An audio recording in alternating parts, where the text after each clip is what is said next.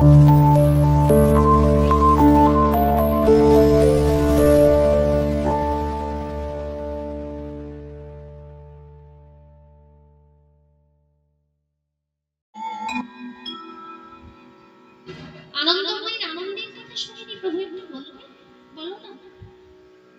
পার্বতী?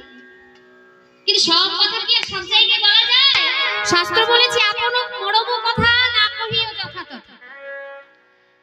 মনের কথা, অন্তরের কথা সব জায়গায় সবার মাঝে বলতে নেই, বলতে আছে। কারণ অনেক সুযোগ সন্ধানী আছে যারা সেই তোমার মনের কথা শুনে তোমার ভালো হওয়া তো দূরের কথা, কিভাবে আড়াল থেকে খোঁচা মারা যায় সেই ব্যবস্থাই করবে। কি গো মাতাই, অতএব সব কথা সব জায়গায় বলতে নেই। আর এ তো গুরু কথা, অতএব এখানে নয়, চলো একটু নিরালায় বসে আমি সেই তত্ত্ব তোমায় আমি শুনবো। নিরালয় বৃক্ষের তলায় বসে ভোলানাথ পার্বতীকে শোনাচ্ছে। পার্বতী, তুমি কতক্ষণ শুনছো সেটা আমি জানবো কি করে বলো তো? আমি যদি একবার বলতে শুরু করি আমি তো আর থামবো না, আমি বলতেই থাকবো, কিন্তু তুমি যে শুনছো আমি কি করে বুঝবো? পার্বতী বলছে, প্রভু তুমি যতক্ষণ বলবে আমি যে শুনছি এটা প্রমাণ করবার জন্য তুমি যতক্ষণ বলে যাবে আমি ততক্ষণ তোমার শুনে শুনে কি করব? কি করব? যতক্ষণ দেব ততক্ষণ তুমি বুঝবে যে আমি শুনছি।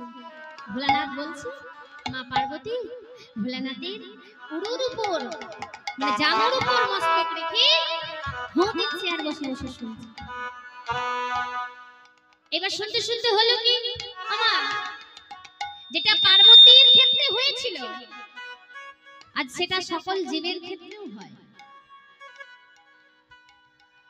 পার্বতীর ক্ষেত্রে হয়েছিল বলেই কিন্তু জীবের মধ্যেও হয়। হয়তো এখানে হবে না, কিন্তু অনেক জায়গায় আছে যেই রাসলীলা আরম্ভ হবে আর সব ভক্তের ঝিমুনি হাওয়ানি অনেক কিছু আরম্ভ হয়ে যায়। এটাই তো তত্ত্ব, এই তত্ত্ব আছে বলেই এটা হয়। মা পার্বতী ঘুমিয়েছিল, তাহলে যে রাস তত্ত্ব শুনছিল সেই যদি ঘুমায় তাহলে তিনি ঘুমিয়েছিলেন, আমরা কেন ঘুমাবো না? ঠিকই তো, সে ঘুমিয়েছিল আমরাই বা কেন? আমরা কোন দোষের দোষী? আমরাও ঘুমাবো। কি গো ঘুমাবে? হরি বল। এই দিনটার জন্য, এই দিনটা নয়, এই রাত্রিটার জন্য কত দিনের অপেক্ষা সবার, তাই না? সেই অপেক্ষার পরে আজকের সেই সুন্দর মুহূর্তের রাত্রি। কেন ঘুমাবো? প্রত্যেকদিন তো ঘুমোই, হ্যাঁ প্রত্যেকদিন 11টায় ঘুমোই, 12টায় ঘুমোই, আজ না হয় একটু দেরি করে ঘুমাবো, কিন্তু দেরি করে ঘুমাবো, তাই তো? এবারে হয়েছে কি, সেই রাসতত্ত্ব শুনতে শুনতে হঠাৎ মা পার্বতী কি হলো, ঘুমিয়ে গেল।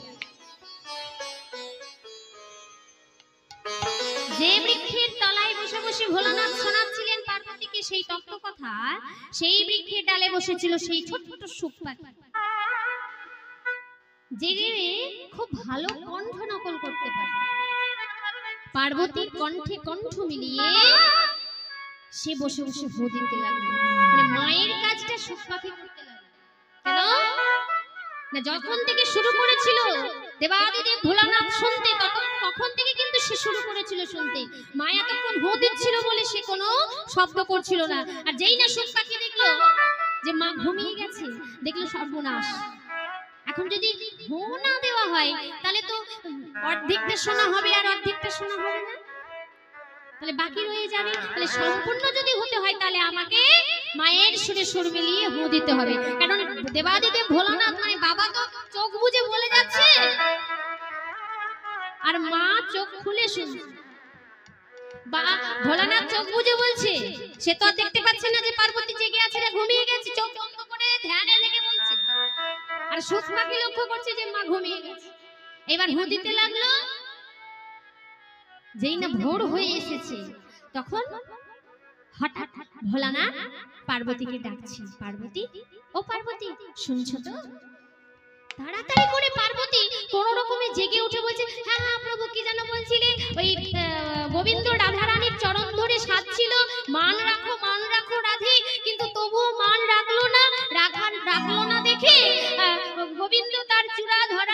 সব রাধারানীর চরণ তলে দিয়ে নিজে চলে গেল। তারপর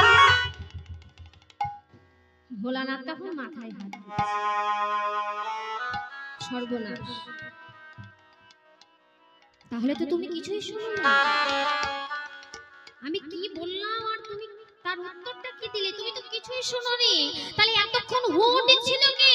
আমি যেগুলো বলছিলাম সেগুলো শুনলো কে আর হুঁই বা দিল কে? তুমি যদি শুনতে তাহলে তো এটা বলতে না, তাহলে তুমি শুনোনি, কে শুনলো? এদিক ওদিক তাকিয়ে দেখছি হকচকিয়ে গেছে ভোলানাথ, চমকে গেছে, কে শুনলো এই কথা? আর যে এই কথা শুনবে সে তো নিজে অমর হবে আর যাদেরকে শোনাবে তারাও কিন্তু ভগবানের চরণ লাভ করবে। আর কে শুনলো? অনায়াসে তো ভগবানের চরণ কেউ পায় না, কিন্তু অনায়াসে ভগবত প্রাপ্ত হয়ে যাবে এ তো সম্ভব নয়। তাহলে কি করা যায়? আমাকে দেখতেই হবে সেকে। খুঁজে খুঁজে খুঁজে খুঁজে কোন রকমে দেখতে পেল সেই গাছের ডালে বসে আছে সুখা।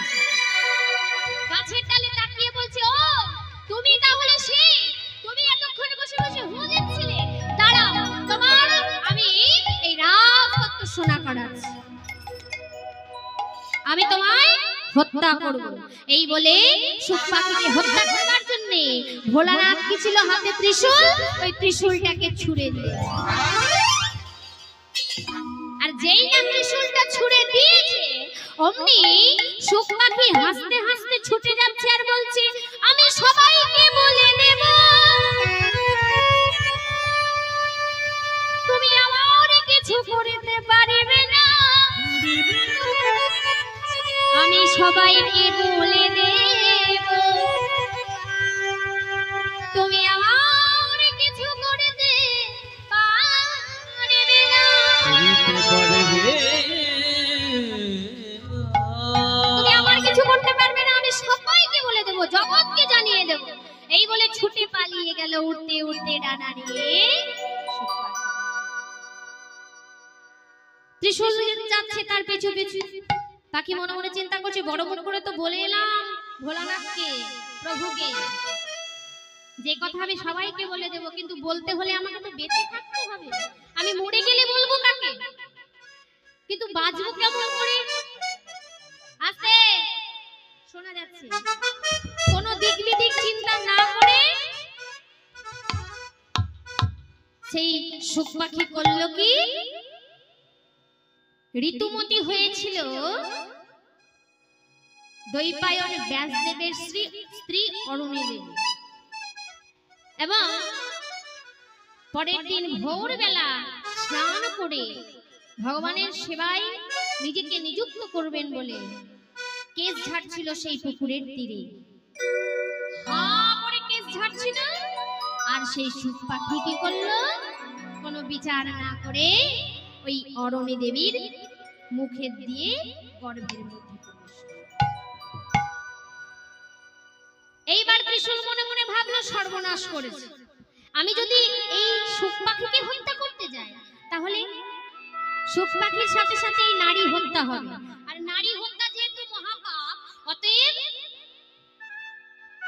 মাতা পার্বতী তোমায় ছিঁড়ে কথা বলবে না, অতএব আমি যেখানে ছিলাম আমার সেখানে চলে যাওয়াই ভালো।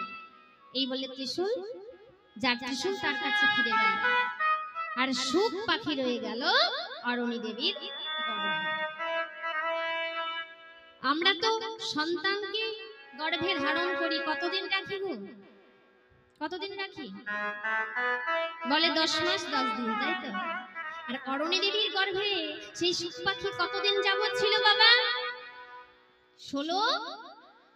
16 মাস নয়, 16টি বৎসর। ভূমিষ্ঠ হচ্ছে না। মায়ের কষ্ট দেখে দৈপায়ন ব্যাসদেব বললেন, কে বাবা তুমি? তুমি যদি প্রসব না হও, তোমার মা যে এবার মারা যাবে, প্রসব হও।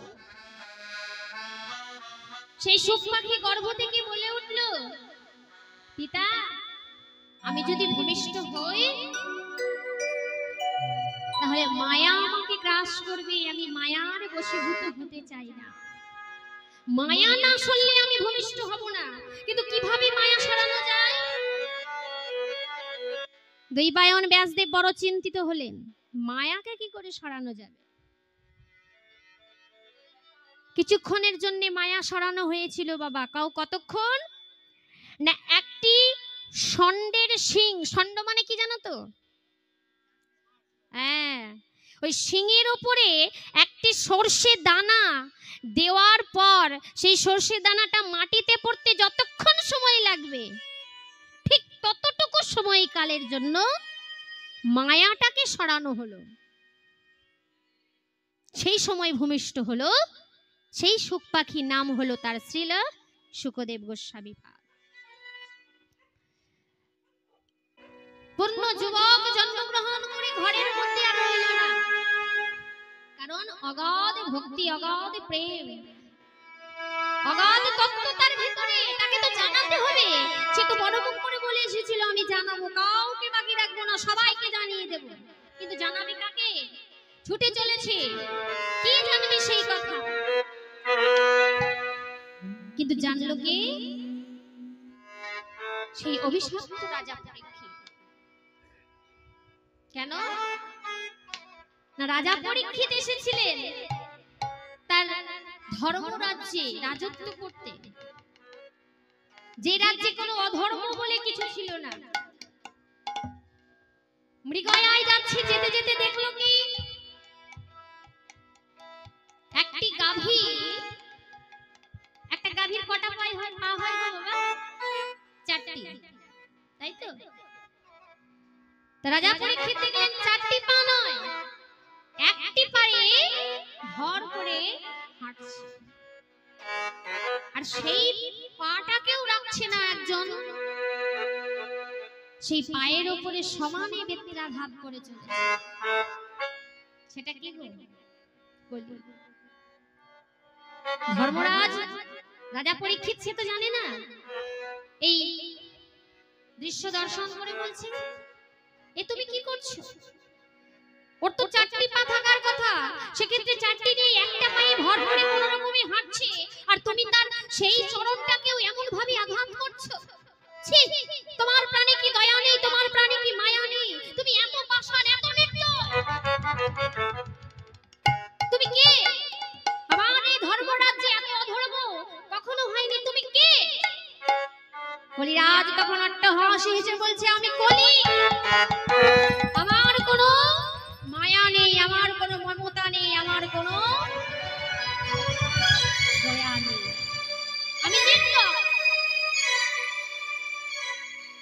আমার কাজই হচ্ছে কেবল অধর্ম করা।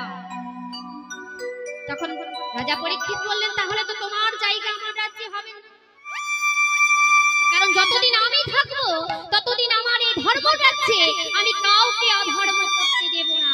আমি নিজে কখনো করিনি, আমি কাউকে করতে দেব না। তাহলে আমি কি ফিরে যাব? আপনি কেমন রাজা, সামান্য একটু জায়গা আমায় দিতে পারছেন না? রাজা পরীক্ষিত চিন্তা করলেন, না, জায়গা আমাকে দিতে হবে, কিন্তু কোথায় দিই? এই রাজ্যে তো কোথাও হবে না, একটি মাত্র জায়গা আছে। তুমি যদি জায়গা পেতেই চাও, জায়গা নিতেই চাও, তাহলে আমি তোমায় একটা জায়গা দিচ্ছি। সেই জায়গাটা কোথায়? আমার স্বর্ণ অলংকার।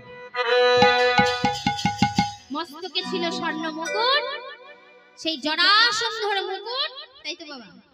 সেই মুকুটে, সোনার মুকুটে স্থান দিলেন কলিরাজ। কারণ সোনা হচ্ছে অহংকার, সোনা হচ্ছে অধর্ম, সোনা থাকলেই অহংকার থাকবে, যেটা কলি রাজার ছিল। যেই না স্বর্ণ মুকুটে জায়গা দিলেন রাজা পরীক্ষিত, কলিরাজ মনে মনে চিন্তা করলেন, তোমার ধর্ম নিয়ে এত অহংকার, তুমি ধর্ম করছো বলে তোমার মনে এত অহংকার, আমি তোমার এই অহংকার আর বেশিক্ষণ রাখবো না, এই তোমার অহংকার চূর্ণ করলাম বলে। এই বলে মৃগয়ায় যাচ্ছিল, যেতে যেতে তৃষ্ণার্ত হয়ে পড়লো, এবং তৃষ্ণার্ত হয়ে এদিক ওদিক জল খুঁজতে লাগলো, কোথাও পেল না। সামনে একটা কুটির দেখে কুটিরে প্রবেশ করলো, সেখানে দেখলো এক মণি, মানে শ্রমিক মণি ধ্যান করছে, না জেনে না বুঝে সব বিবেক বৈরাগ্য শূন্যহীন করে রাজা পরীক্ষিত ওই শ্রমিক মণিকে জল চায়। সে কি জানে না যে সে ধ্যানে বসে আছে, সে জল দিতে পারবে না? তথাপিও চাইছেন তো তিনি, কিন্তু পরিচালনা যিনি করছেন তিনি হচ্ছেন সেই স্বর্ণ মুকুটের বসে থাকা স্থান পাওয়া কলিরাজ। জল চাইলো, জল দিল না, দেবে কেমন করে? ধ্যানে বসে আছে, দেবে কেমন করে? তাই মনে মনে চিন্তা করলো রাজা, আমার রাজ্যে বাস করে আমাকে জল দিল না, এত বড় স্পর্ধা। সামনে পড়েছিল একটা মৃত সর্প, মৃত সাপ, আর সেই সাপটাকে ধনুকের ডগায় করে তুলে নিয়ে ওই মণির গলায় জড়িয়ে না জানি কি শান্তি পেয়ে মহারাজ গৃহে ফিরলেন। কলিরাজ মনে মনে চিন্তা করলেন, রাজা মশাই যা করার আমি করে দিয়েছি, এবার আপনি ভুগুন খেলা, এবার আপনি বুঝুন। এই দৃশ্যটা দেখেছিল ওই শ্রমিক মণির পুত্র সিংহীমণি, যার বন্ধু গৌরমুখ। সেই গৌরমুখ দেখতে পেয়ে বন্ধুকে যেমনই কথা জানালো, ছোট্ট ছোট্ট সিংহীমণি এসে দেখলো সত্যি তো বন্ধু যা বলেছে তাই, আমার বাবার গলায় কোনো এক রাজা যেন সর্প চড়িয়ে দিয়েছে, আর এই পিতার অপমান সহ্য করতে না পেরে অভিশাপ দিয়ে বললেন সেই ছোট্ট সিংহীমণি যে আমার পিতার গলায় যে মৃত সর্প জড়িয়ে দিয়েছে তাকে আমি অভিশাপ দিচ্ছি, 7 দিনের মধ্যে তারও সর্বতোক্ষক দংশনে মৃত্যু হবে।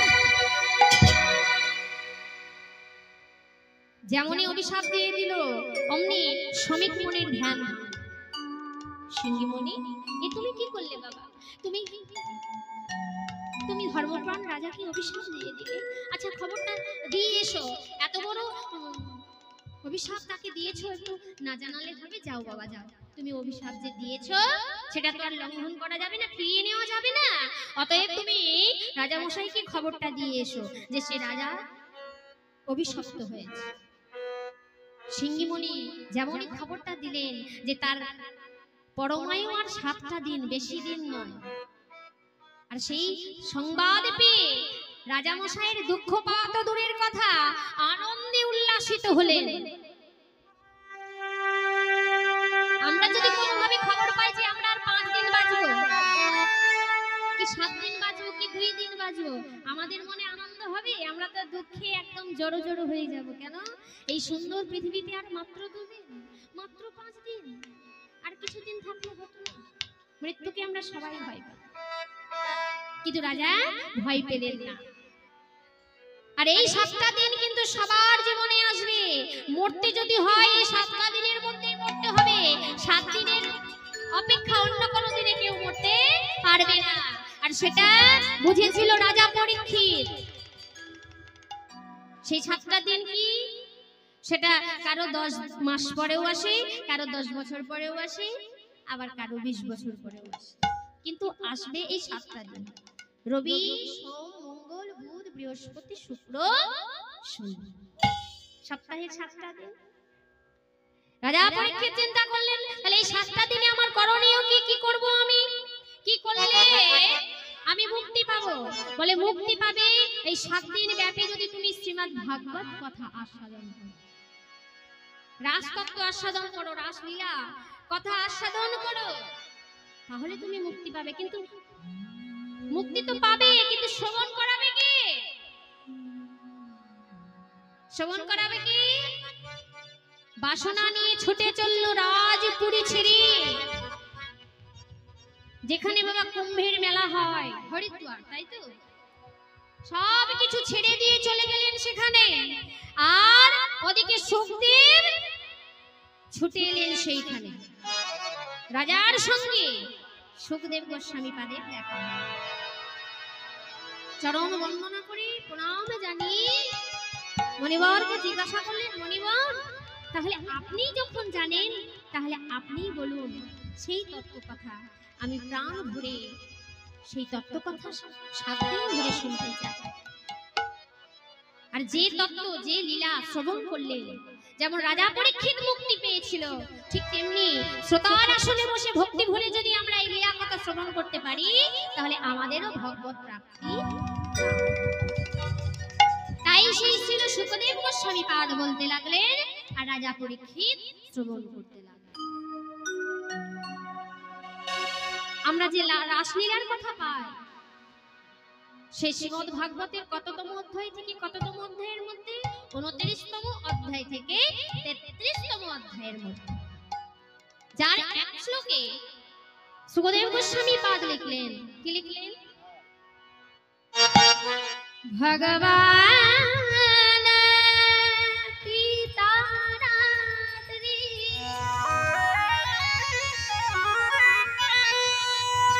শারদ ফুল্লমল্লিকা বৃক্ষারণ্যবনশ্চক্রী যোগমায়া মুপাশ্রিতা।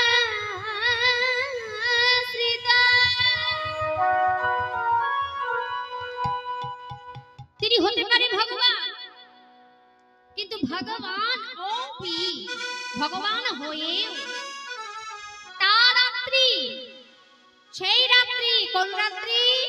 না, প্রতিশ্রুত রাত্রি, স্বরদৎ ফুল্লমল্লিকা, শরৎকালের পূর্ণিমা যুক্ত রাত্রি।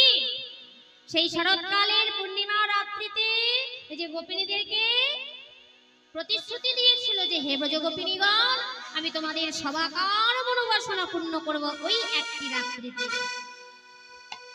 সেই প্রতিশ্রুত রাত্রির কথা মনে করে বৃক্ষারণ্যং মনশ্চক্রে, ভগবানের মনে যেই না হলো অমনি তার লীলার কথা মনে পড়লো, তার লীলা করবার বাসনা জাগলো, লীলার স্বাদ জাগলো। কিন্তু লীলা করবেন কাকে নিয়ে? যোগমায়া না হলে লীলা হবে কি করে? তাই যোগমায়া উপাশ্রিতা, যোগমায়াকে স্মরণ করলেন। হে মহাযোগমায়া, মাগো, তুমি ছাড়া তো লীলা করবার আমার কোনো উপায় নেই, অতএব তুমি আমার লীলায় সহায় হও, তুমি আমার লীলায় সহায় হও। মা, মায়ের কোলে ছিল আমার ভগবান কৃষ্ণ। মা কি করছিল? গোপালকে ঘুম পাড়াচ্ছিল রাত্রিবেলা। তো মায়েরা সন্তানদেরকে যা করে, মা যশোমতি সেটাই করছিল, গোপালকে ঘুম পাড়াচ্ছিল। এখন সুন্দর করে গান করে মা গোপালকে ঘুম পাড়াচ্ছে, এবং ঘুম পাড়িয়ে দিয়ে মা মনে মনে চিন্তা করছে, গোপাল বুঝি আমার ঘুমিয়ে যাবে, আর ঘুমিয়ে গেলে আমি আমার শয়ন কক্ষে চলে যাব। আর ওদিকে চতুরের শিরোমণি গোবিন্দ গোপাল মনে মনে চিন্তা করছে, আমি যদি না ঘুমানোর ভান করি, তা না হলে তো মা আমার কাছ থেকে যাবে না, অতএব মা যাতে বুঝতে পারে আমি ঘুমিয়ে গেছি, অতএব না ঘুমিয়ে কপট নিদ্রায় আমায় যেতে হবে। তাহলে মা বুঝবে আমি ঘুমিয়ে গেছি, মা চলে গেলে আমি আমার লীলা শুরু করব। এই বলে মা আমার গোপালকে ঘুম পাড়াচ্ছে। কেমন ভাবে ঘুম পাড়াচ্ছে গো? আমার গোপাল ঘুমাও রে,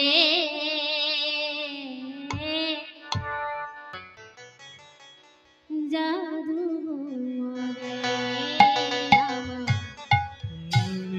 গোপাল ঘুমাও রে, আমার জাদু ঘুমাও রে,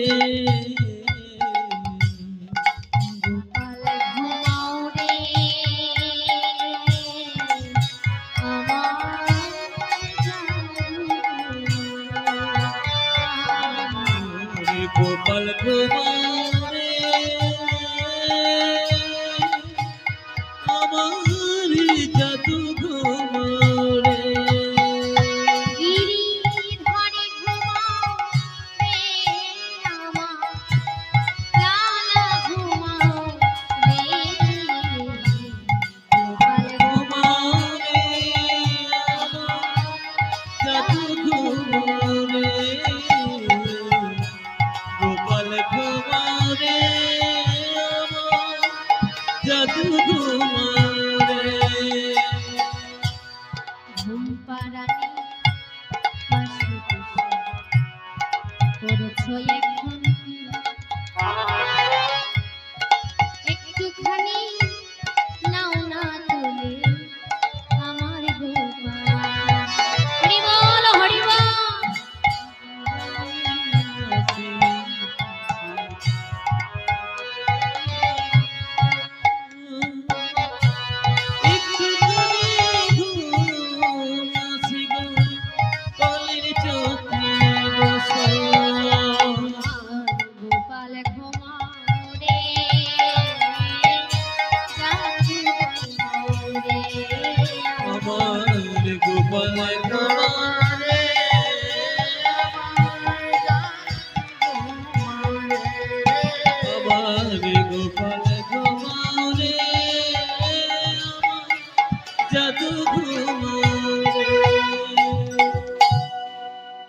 শ্রীমতী গোপালের মুখটা দেখছি। বাবা গোপাল, ঘুমিয়েছিস বাবা? ঘুমা ঘুমা, তুই ঘুমো, আমি আমার ঘরে যাচ্ছি। এই বলে গোপালকে ঘুম পাড়িয়ে দিয়ে মা নিজের মন্দিরে চলে গেছে। আর যেই না নিজের মন্দিরে চলে গেছে, অমনি এইবার কৃষ্ণচন্দ্র মনে মনে চিন্তা করলেন, এইবার সময় হয়েছে, সুযোগ হয়েছে, আর দেরি করা যাবে না, এমনই অনেক দেরি হয়ে গেছে। তাড়াতাড়ি করে তার মুরলিটি নিয়ে চুপি চুপি ছুটে এলো কোথায়? বংশী বটের তলায়। বৃন্দাবনের বংশী বটের তলায় এসে দাঁড়িয়ে গোবিন্দ আমার নয়ন দৃষ্টিপাত করলেন ওই গগনের পানে। আর যেই না গগন পানে চাইলেন, গগন পানে চেয়ে দেখলেন, আহা হা, কত সুন্দর সেই সুমধুর রজনী, আর সেথায় শরৎকালের পূর্ণিমার কি অপরূপ শোভা, অপরূপ মাধুর্য। সেই মাধুর্যটি কেমন? গোবিন্দ দাস পদকর্তা লীলার এক পাশে দাঁড়িয়ে তা বর্ণনা করতে লাগলেন। কিবা শারদ চন্দন পাবন শারদ চন্দ্র পাবন মঙ্গল, শারদ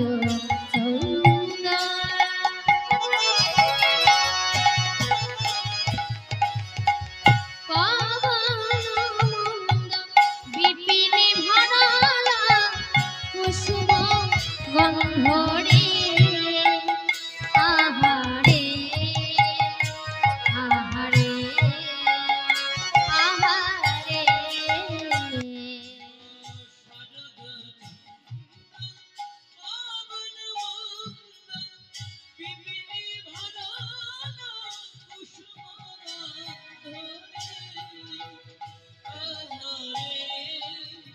আহারে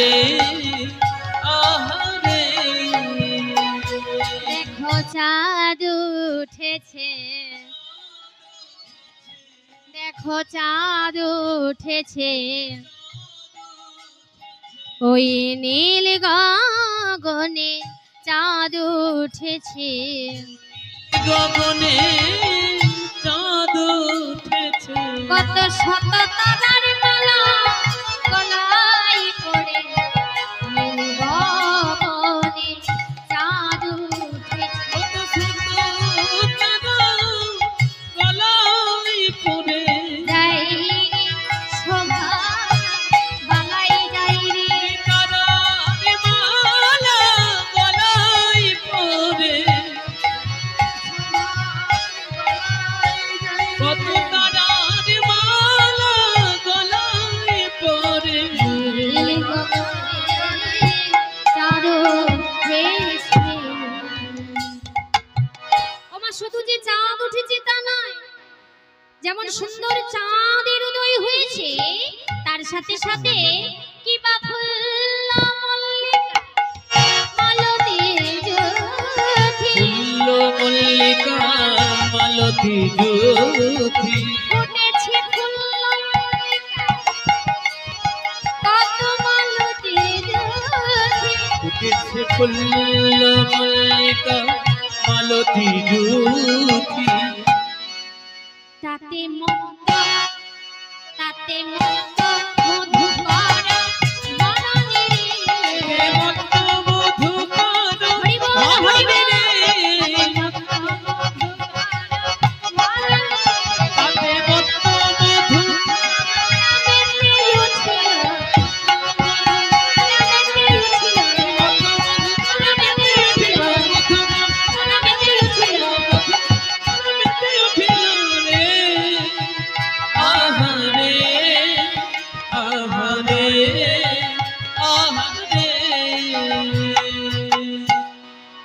এত এত ফুল ফুটেছে আজ বৃন্দাবনে, যাদের ফোটার কথা ছিল না আজ তারাও ফুটেছে বাবা। অতএব আজ মধুকরগণ কি আর থাকতে পারে? ওই ফুলের সুগন্ধে আজ মধুকরগণ মাতাল হয়ে উঠেছে। সেই মাতাল ভ্রমরগণ ফুলের কাছে এসে গুন গুন করে, গুন গুন করে, গুন গুন করে গুন গুন করে, মাতাল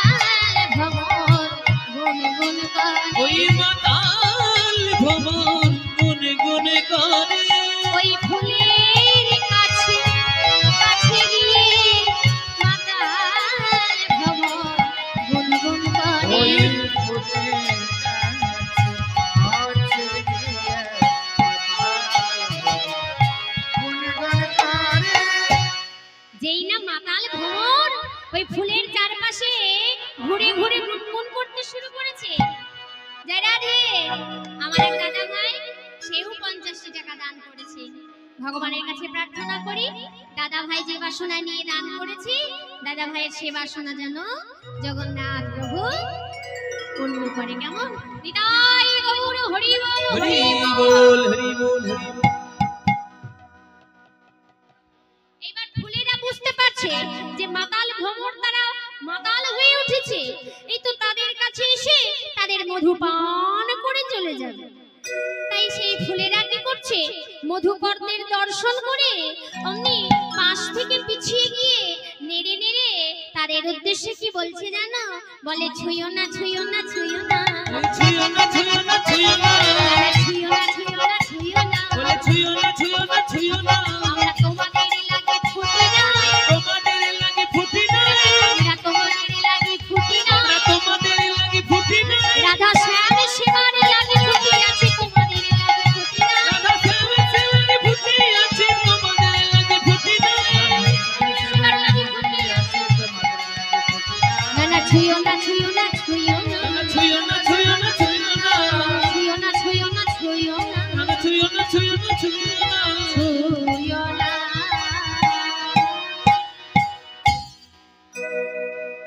যেমনই বলেছে এই যে ভ্রমরগণ, আজ আমরা তোমাদের মধু পান করাবো বলে ফুটে নাই, আমরা ফুটেছি কাদের জন্য?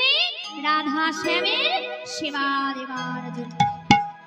অমনি ভ্রমরগণ বলছি, ওমা ছি ছি, তোমরা এই কথা ভাবছো আমাদের জন্য? না না না, আমরা তোমাদের স্পর্শ করতে যাব কেন? আমরা তোমাদের ছুতে আসিনি গো, আর আমরা তোমাদের মধু পান করব বলেও আসিনি। তাহলে কেন এসেছো? কেন এসেছি জানো? কারণ এই বার্তাটা দিতে এসেছি। কোন বার্তা? এই যে শোনো, তোমাদের এই যে সমস্ত ফুল তোমরা ফুটেছো, তোমাদের তো আজকে ফোটার কথা ছিল না, ছিল কি? ভগবান রাস করেছিলেন কোন ঋতুতে? হ্যাঁ, শরৎকালে, শরৎ ঋতুতে, তাই তো? আর যে সমস্ত ফুলগুলো ফুটেছে সেগুলো কোন ঋতুর ফুল? অন্যান্য ঋতুর ফুল, শরৎকালের কোনো ফুলই নয়। অতএব তারা ফুটেছে। অতএব ভ্রমরগণ বলছে, এই যে শোনো, তোমাদের ফোটার কথা ছিল না, তবু তোমরা ফুটেছো। কেন ফুটেছো? রাধা গোবিন্দের যুগল সেবা দেবে। অতএব ফোটার কথা নয় যখন ফুটেছো, তাহলে সেবা দিতে গেলে তো জেগে থাকতে হবে, ঘুমিয়ে গেলে তো আর হবে না। জেগে থাকা মানে তুমি হলে